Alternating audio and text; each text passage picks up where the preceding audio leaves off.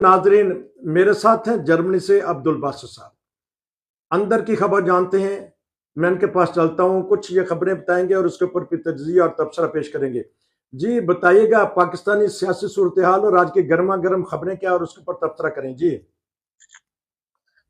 पाकिस्तान की सूरत हाल जो है वो पहले तो मुबारक जवेद साहब ने बता दिए, लेकिन आज जो सूरत हाल इनकी कॉन्फ्रेंस जो हुई है चौधरी शुजात हुसैन के साथ सारे मिले हुए थे, तो उस वक्त जो है वो, और उससे पहले जो है बिलावल भुट्टो ने जो प्रेस कॉन्फ्रेंस की थी उसने बड़ा अच्छा एक गेम खेली है। उसको पता है कि ये जो अब जो वजीर आज़म बनेगा उसके लिए ये कांटों की वो कुर्सी होगी, इसमें कोई फूल नहीं होना। और चूंकि उसने लोगों से वादा किया हुआ था कि मैं बिजली सस्ती दूंगा, बिजली मुफ्त दूंगा, और घरों की जो है या जमीन की जो है वो भी मैं लोगों को मालकाना हकूक दूंगा, लेकिन उसको महसूस हो गया है कि जो खजाने की इस वक्त हालत है या जो स्टॉक एक्सचेंज की जो हालत हुई है अभी वो कमी पे जा रहा है, तो इसके लिए पैसे जो है उसे जनरेट करने बहुत मुश्किल हो जाएंगे।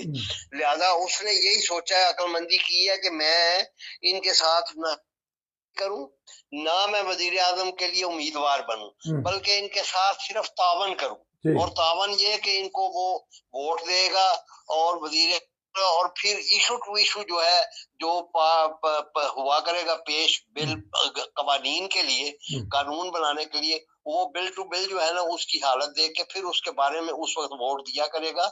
हर चीज पे इसने वोट नहीं देने। हाँ जी, हाँ जी, बोलिए बोलिए बोलिए, बताइएगा। तबसरे आज सारे आपने करने हैं। दूसरे जो है ये आपने देखा आज के जो ये मुस्लिम लीग ने मेरे नजदीक एक बहुत भारी गलती की है। वो गलती ये की है कि इसने मरियम नवाज को बतौर वजीर आला जो है नामजद कर दिया है। लोगों में पहले ही इस चीज की नफरत फैली हुई है कि ये खानदानी सियासत करते हैं और अपने अजीजो अकारब जो है या अपनी औलादें जो है या अपने समती जो है उनको सबको जो है ये ओहदों पे फायज कर देते हैं, और एक किस्म की वो खानदानी जो है वो रवायत चल जाती है, जिसकी वजह से जो है वो लोग समझते हैं कि ये सिर्फ दौलत बनाते हैं। एक बंदा जो है इनका सूबे में खाना शुरू कर देता है, दूसरा जो मरकज में खाना शुरू कर देता है, तो ये इनको गलती जो ये बहुत भारी पड़ेगी।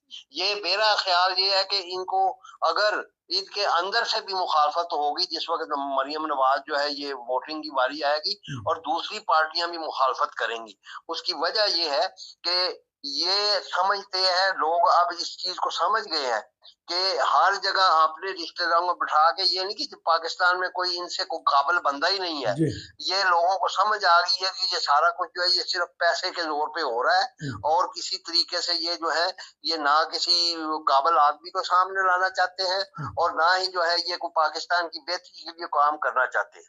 अगर पाकिस्तान की बेहतरी इनको अजीज होती, जिस तरह ये बिलावल भुट्टो ने अपने आप को पीछे कर लिया है और उसने कहा है कि मुझे कुर्सी की भूख नहीं, मैं कुर्सी अगर ये लेना चाहते तो जरदारी जो है वो ज्यादा चालाक और ज्यादा होशियार है और उसके पास ज्यादा हथकंडे हैं, वो वोट इसके लिए ले सकता था। लेकिन इनको आ गई है कि ये काम जो है ये सही नहीं होगा, जो भी अभी आएगा उसके लिए ये मुश्किल होगा कि वो लोगों को खुश कर सके, लोगों को कुछ दे सके। लिहाजा वो जो है उसका पत्ता अगले इलेक्शनों में, साल में हो या 2 साल में हो, वो साफ हो जाएगा। तो अब शहबाज शरीफ के ऊपर क्या जिम्मेदारी पड़ेगी? अब वो गली गली मोहल्ले मोहल्ले फिरेंगे, मुल्कों मुल्कों जाएंगे कि मेरे कशकोल में कुछ भर दें?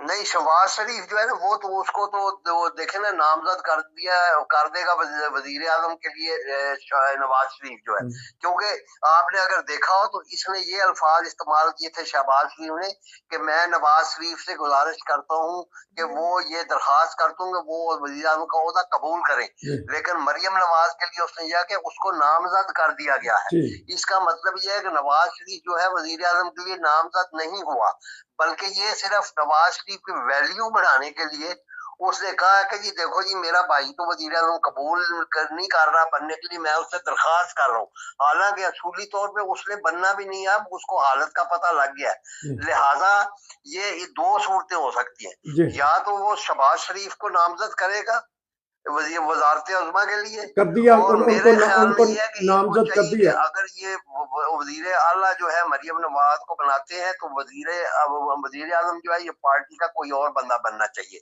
इनके खानदान का नहीं बनना चाहिए। दूसरी सूरत ये है कि नवाज शरीफ हो सकता है 2-4 दिन के बाद ये कहे कि जी मेरे पे दबाव डाला हुआ है पार्टी ने इसलिए मैं कबूल कर रहा हूँ, मैं तो वजीर आजम नहीं बनना चाहता था। नहीं तो इन दोनों सूरतों में इस पार्टी को नुकसान जो हो रहा है बासु कि ये साहब अपने खबरें आ खानदान रही से हैं, बाहर निकले और काबिल लोगों को आगे लेकर आए। बासु साहब खबरें ये आ रही कि उनको नामजद कर दिया शहबाज शरीफ साहब को। हाँ, नामजद वही मैं कह रहा ना, ये इनकी चाल थी, उसको नामजद कर दिया है उन्होंने, लेकिन ये चीज इनके लिए नुकसानदेह होगी। अच्छा अच्छा, चलें ये अब नवाज शरीफ के बारे में कुछ बताइएगा कि ये अब किस तरह खेल खेलेंगे। हार बैठे हैं, ये तो अपने आप को वजीर आजम समझे थे। नहीं जो नवाज शरीफ है अब वो पीछे बैठ के जैसे वो जो था ना मुशर्रफ के पैटर्न था, अच्छा, चीफ पैटर्न, ये चीफ पैटर्न का रोल अदा करेगा। ये और सरदारी अच्छा, ये आपस में बैकग्राउंड म्यूजिक चलाएंगे और बैकग्राउंड में मशवरे करके जो है एक दूसरे के लिए बेहतरी के लिए काम करेंगे। हो सकता है कि ये सिंध में तो ऑलरेडी जरदारी की हुकूमत है, उससे तो उसको कोई खदशा नहीं है, ना नवाज शरीफ को ना मुस्लिम लीग को, और उनके साथ वर्किंग रिलेशनशिप भी इसकी बन जाएगी, क्योंकि मुराद अली शाह के साथ इसकी वजीर आजम शहबाज शरीफ की वर्किंग रिलेशनशिप अच्छी थी। अब प्रॉब्लम जो है ना वो दो जगह होना है। एक जगह ये होना है कि ये जो गंडापुर बन रहा है उसके लिए आप देखें कि वो उसके वो जो था शहजाद अकबर, उसने ट्वीट भी बड़ा खतरनाक दिया है कि जी ये जो है ये चूंकि लोग अनपढ़ हैं और ये बदमाश है इसलिए उनको काबू करने के लिए इसको वज़ीर आला जो है ये नामजद किया गया। तो उनको भी इस चीज से कोई कंसर्न नहीं है कि लोगों के लिए अच्छी हुकूमत हो, अच्छी गवर्नेंस हो, लोगों को सहूलत दे। वो अभी भी इस बदलेखोरी में कि जी वो बदमाशी करके करेगा या डंडा दिखा के उनको काबू करेगा, इस चक्कर में पड़े हुए हैं। और ये भी चीज जो है ये नुकसानदेह होगी इसके लिए पीटीआई की। और अब दूसरी जो इसके साथ जिसके साथ इत्तेहाद हो रहा है, इनका इत्तेहाद बैनुल मुस्लिमीन जो है, जो नासिर अब्बास की पार्टी है जो उसके साथ ये कर रहे हैं इत्तेहाद, वो भी पीटीआई को जो है उसको वो खास फायदा नहीं उसमें होने लगा, स्वाय इसके कि वो हिजब इख्तिलाफ में बैठ जाएंगे। अच्छा, अब स्टैब्लिशमेंट और अदलिया क्या सोच रही होगी कि अल्लाह अल्लाह करके इंतखाबात करवाए तो वो अब बैन अवी तौर पे भी हंसी मजाक और बल्कि दबाव आ रहा है कि इंसानी हकूक़ की पामाली हुई है और बहुत सारी, तो इससे अच्छा तो इंतखाबात पहले करवा देते। इलेक्शन कमीशन ये दो बताइए।